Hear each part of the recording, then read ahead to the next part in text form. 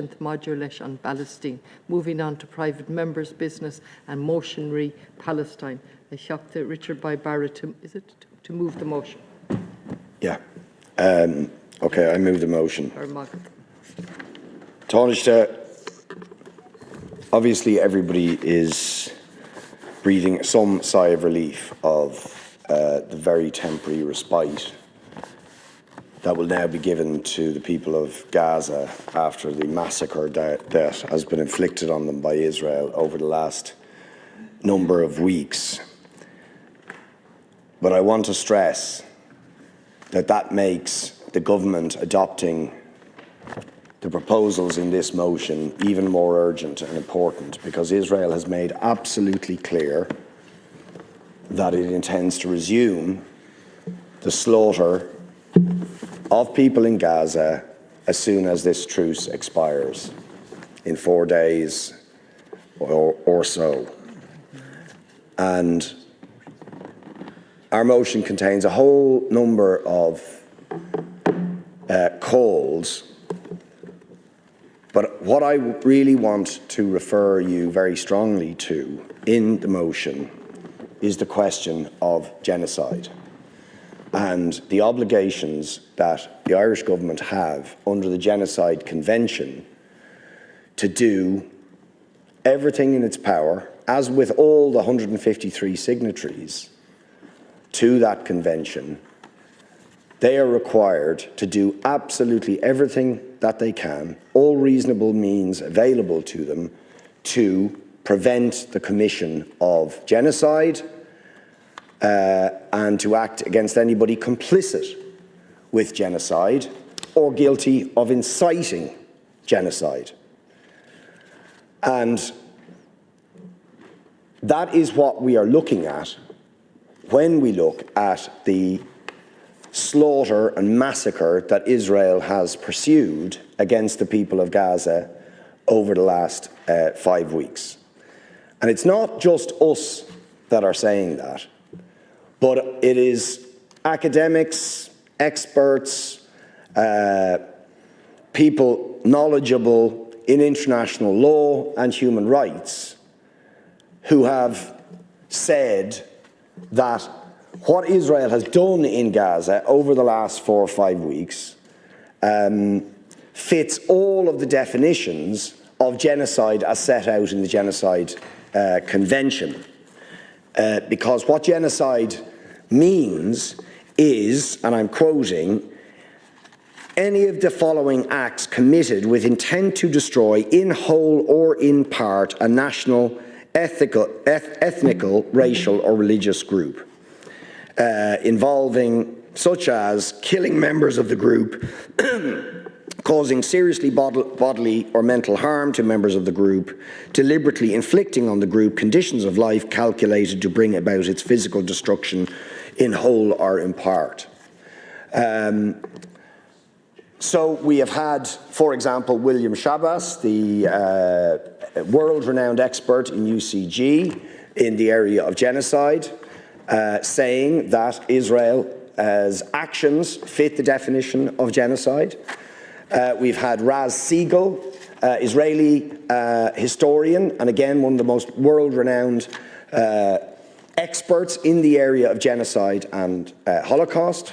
We have had Craig Mockaber, from the United Nations High Commissioner of Human Rights, resigned on the 28th of October precisely on the grounds that the United Nations had failed to fulfill its obligation under the Genocide Convention to act against what he believes were genocidal actions and genocidal intent by Israel in their slaughter and massacre of Palestinians in Gaza. So it was clear yesterday that the Taoiseach didn't even understand the difference between the question of referring to the ICC, the International Criminal Court, or not referring, and the Genocide Convention. This is not a matter of whether you feel like, or it's government policy, to refer or not to refer to the International Criminal Court. This is an obligation that all contracting parties to the Genocide Convention have, to prevent and to use all reasonable means to prevent a genocide. And it's not just that Israel has killed 14,000 people, slaughtered them, including 6,000 children, displaced 1.7 million people, ethnically cleansed them, in effect, under a reign of terror, destroyed 275,000 Palestinian homes, and cut off water, electricity, food and health supplies to a population of 2.2 million, an entire population. But it is stated very publicly and clearly, and all of the experts in the area of genocide have said this is hard evidence, if you like, of the genocidal intent.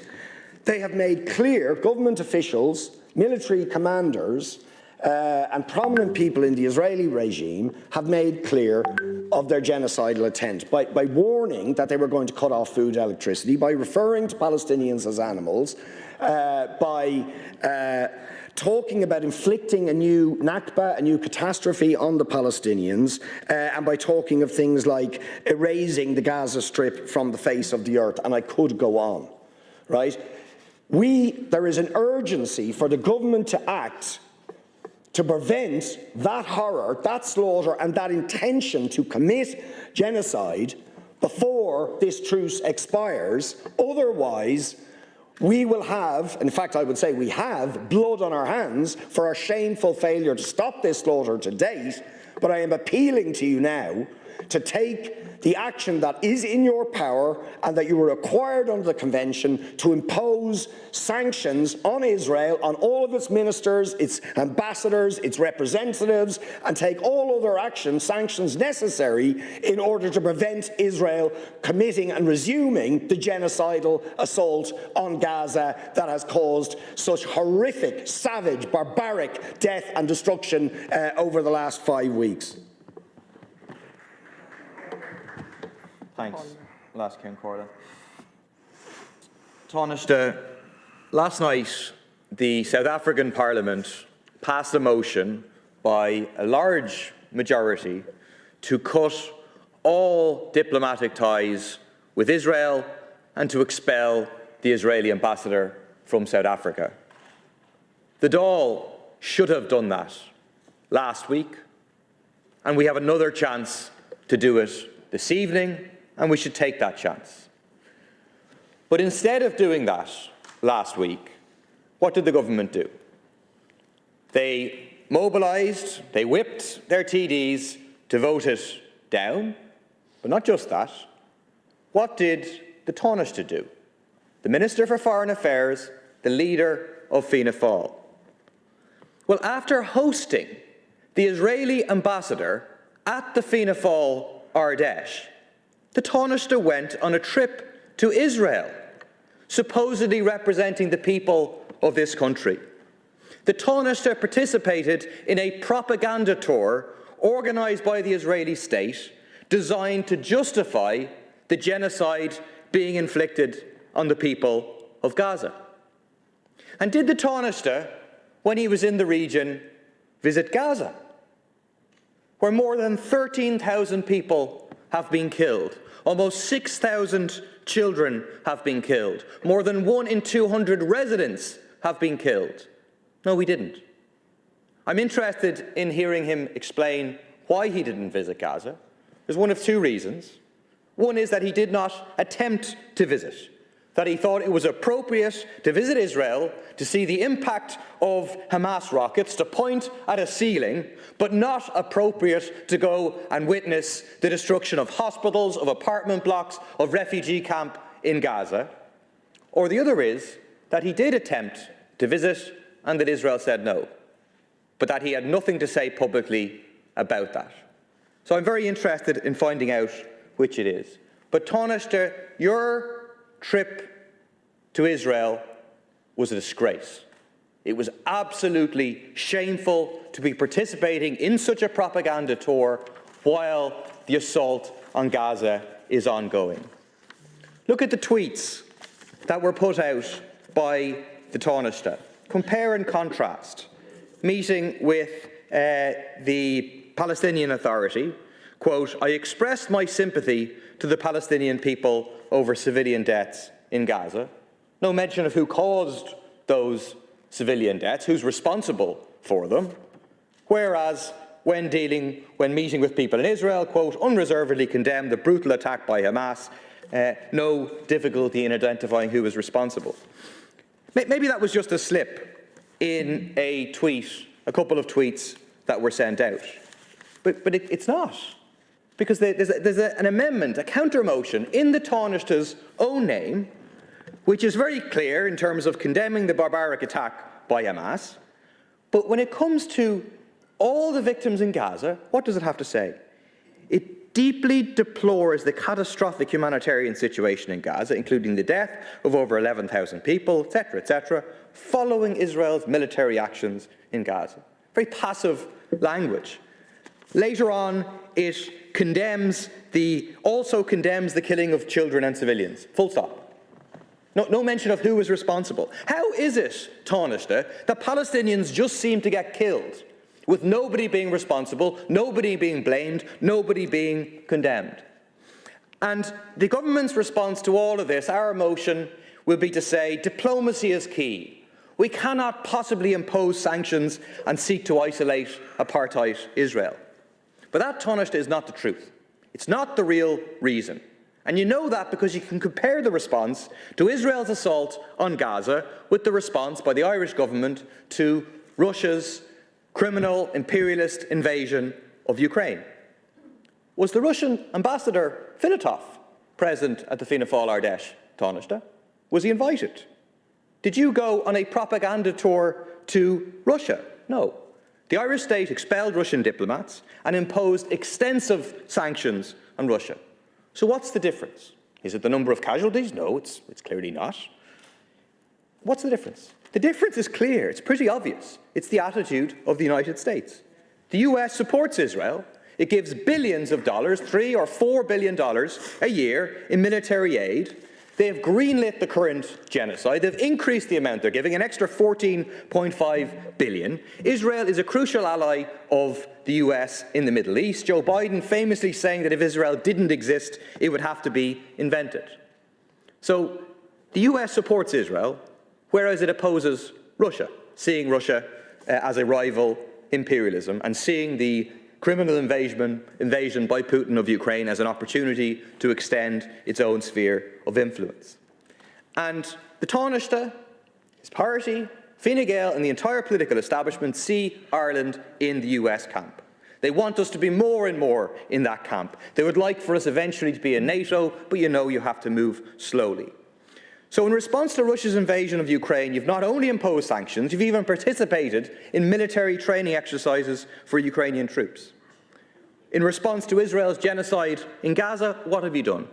Words, words, more words. Words attempting to respond to the attitudes of the vast majority of people in this country. Words responding to those who are on the streets. Words to try to make sure you don't pay a political price for the position that you're taking. But in terms of actions, absolutely nothing. Look at your counter-motion. Not a single action. Why? Because you do not want to offend the US administration. And Shannon Airport is at the heart of this relationship, both symbolically and materially. Is Shannon Airport being used to transport weapons from the US to Israel? The truth is, I don't know. The truth is that the Taoiseach and the government doesn't know either, because they refuse to do inspections. We do know that there has very likely been troops going through Shannon Airport to the region to assist in the US agenda of backing up Israel's genocide on Gaza. We know that there's been a significant 50% increase in munitions allowances, indicating an increase in troops going. And we know that the US is the biggest supporter of the genocide being inflicted on the people of Gaza. It is absolutely wrong. It is scandalous that they continue to be allowed to use Shannon Airport. Shannon Airport must be shut down for the US military. The final point I want to make is it's very clear. If you listened to the Taoiseach yesterday, he said the reason they're not supporting this motion, we cannot support the motion is because we don't include a condemnation of Hamas. That isn't true. We know it's not true because that's not all you do in your own counter motion. We know it's not true because last week you voted against motions which did condemn Hamas. Well, why don't we include it? Is it because we support the killing of civilians? Of course not.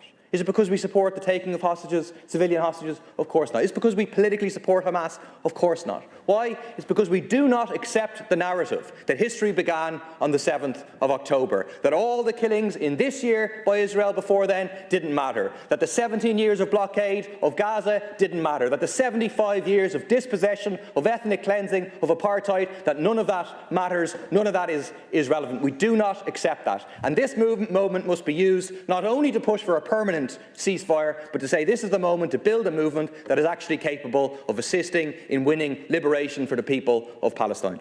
Gino Kenny. Thanks, Lance Tánaiste, millions and millions of people across the world have taken to the streets in cities to show their solidarity and absolutely horror what's gone on in the last 6 weeks in Gaza. And last Saturday, there was over 50,000 people in Dublin and Belfast that kind of went on the streets and showed their solidarity in relation to what's going on. And a whole cohort of people are being politicised in relation to what's going on in Gaza. And they see not only the hypocrisy of the Western powers, but also the hypocrisy of the Israeli state. And they see that their governments are complicit in their silence in relation to condemnation of the Israeli state. And that is not only now, but in the past. And the only comparison I can make in my lifetime was in 2003, when millions upon millions of people came out in solidarity with the people of Iraq. Because what was going to be subjected to the people of Iraq, and what we've seen was over 1 million people killed by the American military machine. And I say to the people that somehow believe that Israel was the beacon of democracy in the sea of despots. What democracy subjects the people of Palestine to 70 years of apartheid? What democracy kills 14,000 people in the space of 6 weeks? What democracy kills 5,000 children? Is there any questions? What democracy does that? And the only way, Tánaiste, that actually Israel can be held to account, and we have said this numerous times, is that it has to be held to account in relation to its war crimes, whether that's economically, diplomatically, or militarily. I mean, I spoke to you last night about, the deal that we have in relation to the Defence Forces. It has bought €6 million worth of equipment in relation to the Israeli Defence Forces. Now, you got kind of tied up on reason why we shouldn't stop that. We should stop that immediately.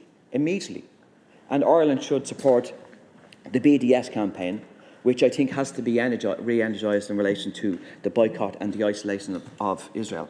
I mean, it was done in the 1980s in relation to apartheid South Africa, so why can it not be done now? And we've seen across the world where workers collectively have taken action against the terrible crimes of Israel. We've seen in Belgium where port workers have refused to handle Israeli goods. Now, can you imagine the kind of knock-on effect in relation to the world, individually and collectively by trade unions refusing to handle Israeli goods? Because it seems that the governments of the countries that we're in and the countries around the world will not do anything whatsoever. It's business as usual. Now, are you telling me, after what Israel have done in the last 6 weeks, it's business as usual? Come on. You know it's not business as usual. We can't treat Israel like a normal state. It's not a normal state. It subjects the Palestinian people to apartheid, and it's a state of racism. And the only way the state of Israel survives is the perpetual oppression of the Palestinian people, and by the perpetual sense of violence and brutality against the Palestinian people. And the Palestinian people have a right to defend themselves and to challenge and resist against occupation. We will always stand with the Palestinian people, always. So Tánaiste, it's so important that Ireland has a huge empathy and solidarity with the people of Palestine and all oppressed people across the world. But we have to stand up for the people of Palestine. We have to show moral courage and principle that what's been done against the people is absolutely wrong, and we have to hold Israel to account.